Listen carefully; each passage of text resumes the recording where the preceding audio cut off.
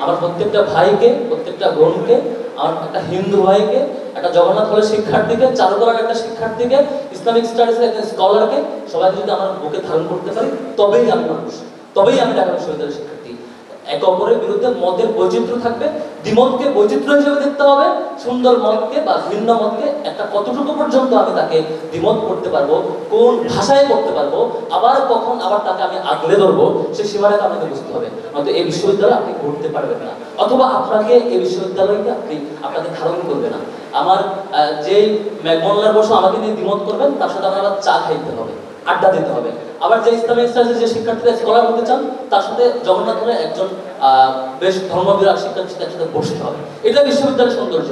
এই বিশ্ববিদ্যালয় আমাদের দুর্ভাগ্য হচ্ছে এই বৈচিত্র্যকে একসাথে মেশাতে পারেনি। আমাদের চ্যালেঞ্জ এটা, এই বিশ্ববিদ্যালয় আমরা গড়বো ইনশাআল্লাহ, ভালোবাসবো সবাইকে, এটা উজাড় করে দিয়ে সবাইকে নিয়ে সাথে নিয়ে একসাথে চলতে চাই। প্রথমত হচ্ছে আপনার মতের সাথে না মিললে বট অ্যাটাক শুরু করে দেওয়া হয়, শিবিরের এই বিষয়ে অবস্থান কি বা পদক্ষেপ কি? দারুণ প্রশ্ন।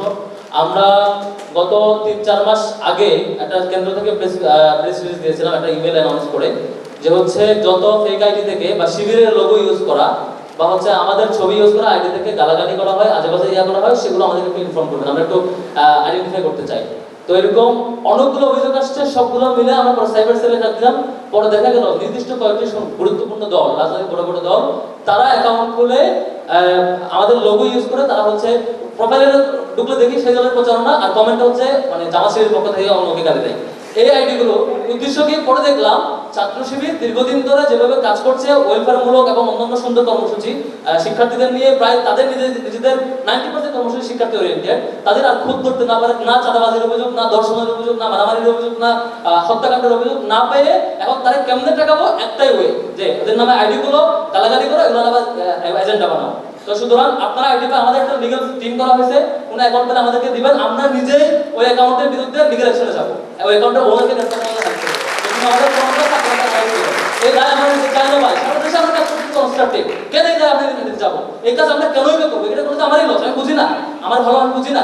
সারা দেশে কাজ করার পরে আমি কাজ করি না, বরং আমাদের উপর অন্য দোষ না চাপিয়ে দিতে পারার কারণে এটা ফলো করা হয়।